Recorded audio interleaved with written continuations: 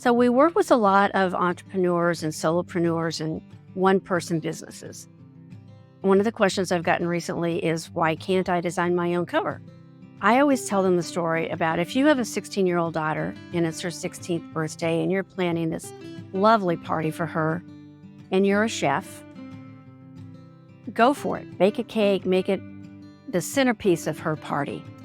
But if you're like me and you only like to bake when you have got a box and you throw in an egg and a cup of oil, maybe you're not the one that ought to be making that cake as the showcase centerpiece for her birthday party. Because the last thing you want to do is risk having your 16-year-old daughter on her 16th birthday be embarrassed by her birthday cake. That's not going to work. Same thing works for your book. Or same thing works for your car. If you know how to change a tire, if when you have a flat, go for it. But if you're like me, I've never changed a tire. I think maybe how many ever years it was in driver's ed, we were taught where to find the, what do you call it? See, I've never changed a tire. The thing that you crank like that to change your tire. I could find it, but I'm going to need somebody to help me change it. So when you ask me, can you design your own cover? We always sit down with our clients. We want your input. We're going to ask you 6 to 10 basic questions. We're going to find out what it is you love, what your book is really about, what it is you want your audience to recognize and identify with. And then we're going to come back to you with 2 or 3 designs that we've created, but we're going to be using your ideas. We keep you involved in the process the whole way.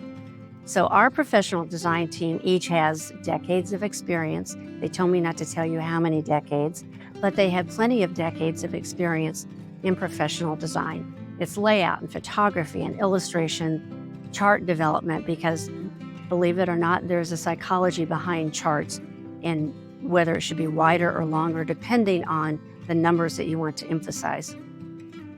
We have people that have been involved in printing, the actual printing of the books.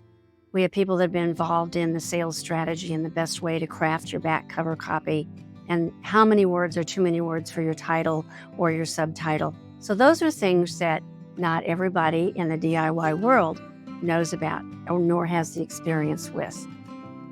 So when should you design your own book? If you know a pica pole or a pica versus an inch and a ruler, go for it.